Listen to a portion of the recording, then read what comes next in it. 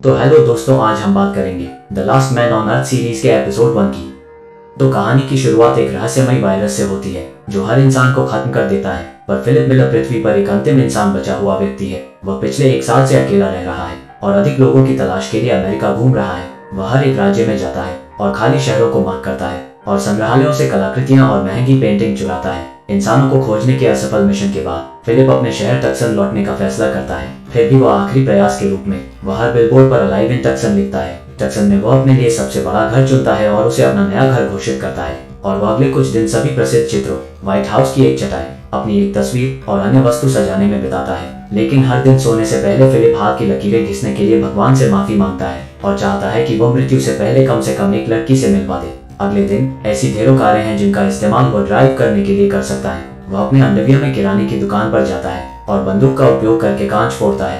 केवल 1 साल में वो इंसानी रवैये को पूरी तरह से भूल गया है, क्योंकि उसे सबक सिखाने वाला कोई नहीं है। वह सब कुछ करता है जो वायरस से पहले सिर्फ फिल्मों में दिखाया जाता था, जैसे स्टोव में डिब्बे के ढेर को नष्ट करना और सैकड़ों एडल्ट फिल्मों को घर लाना। समय बिताने के लिए वह खुद के साथ रैकेट बॉल खेलता है, लैंप और एक्वेरियम का उपयोग बॉलिंग पिन के रूप में करता है और कारों को एक दूसरे से टकराता है। यह उसका पागलपन उसे अकेलेपन से निपटने में मदद करता है। लगभग 1 महीने के बाद वह अपनी बुद्धि खोने लगता है। इसके अलावा उसके जन्मदिन पर अकेले रहना उसे वह सब कुछ याद दिलाता है जब जीवन सामान्य था। वह अपनी माँ, अपने जीवन और सामान्य रूप से लोगों को याद करता है, जबकि सीन कुछ महीने बाद कट जाता है। अब फिलिप जिस भव्य हवेली में रहता था वह अब कचरे के ढेर में बदल गई है, जिसे वह कभी साफ नहीं करता क्योंकि इसका कोई मतलब नहीं है। वो कई दिनों से नहाया नहीं है और जानवरों की तरह रहने लगा है। घर में पानी की कमी है। फिलिप स्प्रिंगबोर्ड में एक छेद बनाता है और पूल को अपने शौचालय के रूप में उपयोग करता है। वह एक बच्चे की तरह छोटे पूल को शराब से भी भरता है और उसमें से पीते हुए उसमें नहाता है। फिर एक दिन वह बार में जाता है और बॉल पर चेहरे बनाता है, उन्हें नाम भी देता है। वह उनसे ऐसे बात करता है जैसे वे उसके असली दोस्त हो, बस यह महसूस करने के लिए कि वह अकेला नहीं है।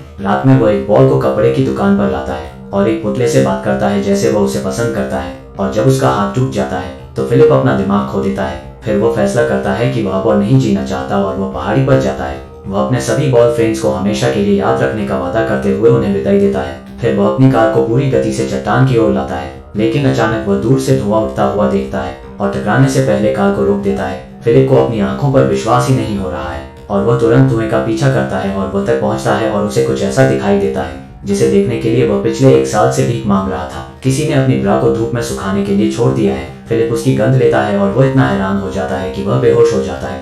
जब वह उठता है तो देखता है कि एक खूबसूरत लड़की उसे गोद में लिए हुए है। वह बहकावे में आकर उसकी इच्छा पूरी करने का वादा करती है और उसे चूम लेती है। फिलिप आनंद ले रहा है, पर वो उठता है और उसे पता चलता है कि वह सपना देख रहा था। उसके सामने वाली लड़की बदसूरत तो नहीं पर उम्र में बड़ी होती है। वो उसे वापस लाने के लिए उसको सीपीआर दे रही थी। हैरानी से वह एक दूसरे से दूर हो जाते हैं, जबकि लड़की का नाम कैरल है। फिलिप उससे पूछता है कि सुंदर लड़कियां कहाँ हैं। तब वो उसे बताती है कि उसे अपने गीले पैंट के बारे में देखना चाहिए। यह पता चलता है कि जब वह बेहोश था तो उसने खुद को तैरते हुए पाया और तब उसने पानी में पेशाब की। पर वह अब आक्रामक रूप से समझाने लगता है कि उसने खुद पेशाब नहीं किया, जिससे लड़की घबरा जाती है और डरकर वह एक बंदूक निकालती है और उसे दूर रहने के लिए कहती है। फिर फिलिप स्वीकार करता है कि उसने वास्तव में पेशाब किया था और वह इससे शर्मिंदा है। दोनों के शांत होने के बाद वह उसे बताती है उसने अलाइव इन टक्सन साइन देखा और यह देखने के लिए यहाँ आई कि क्या वास्तव में कोई जीवित है। हालांकि फिलिप एक महिला से मिलने के लिए मर रहा था, पर वो कैरल को देखने के बाद उत्साहित नहीं है। कुछ देर बात करने के बाद वे गाड़ी से किराने की दुकान पर जाने का फैसला करते हैं। रास्ते में कैरल स्टॉप साइन पार करने की शिकायत करती है, जबकि फिलिप का मानना है अब तो ट्रैफिक नहीं है।